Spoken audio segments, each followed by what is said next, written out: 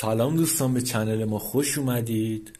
بحث امروزمون در مورد صرافی رمزارز OMP فینکس هستش. همونطور که مشاهده میکنین داره 4 میلیون کاربر فعال و حجم معاملات بسیار بالاییه. از ویژگی های این صرافی هم میشه به معاملات تعهدی، استخر مشارکت، ربات تریدر ارز دیجیتال و مقادیری که در این صفحه تک به تک دارید مشاهده میکنید اشاره کرد.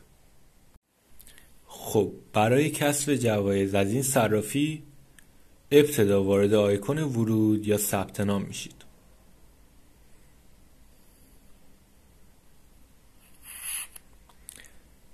خب در این قسمت شماره موبایل خودتون رو وارد میکنید.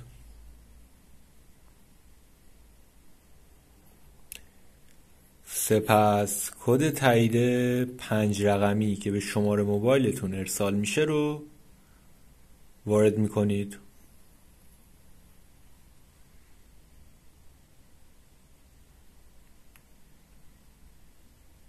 (62 67). در این قسمت رمز عبور خودتون رو وارد و سپس اون رو تکرار میکنید.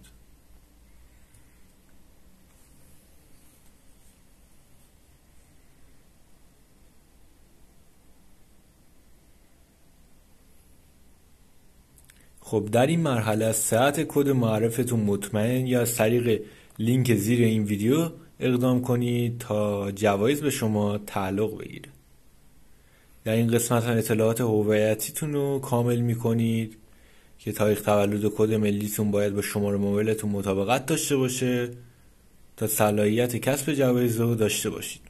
همینطور که میبینید من هنوز احراز هویت نکردم و چیزی به من تعلق نگرفت.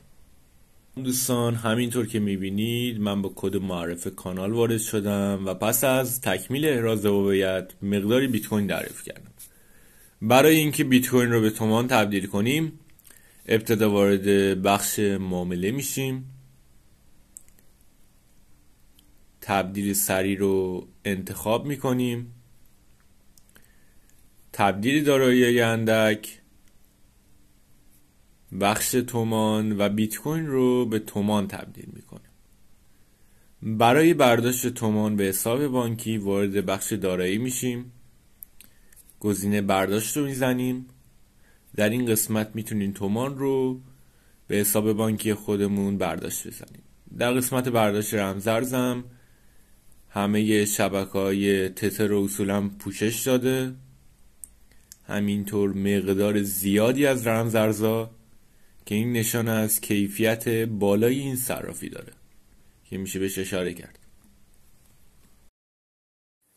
در کل دوستان از همتون تشکر میکنم که تا اینجای ویدیو همراه ما بودید. برای حمایت از ما لایک و سابسکرایب یادتون نره. همچنین برای اطلاع از ویدیوهای درآمدزای دیگر کانال زنگوله هم بی زحمت بزنید. مرسی که تا اینجا همراه بودید. شاد و پیروز باشید. ارادتمند شما. خدا نگهدار.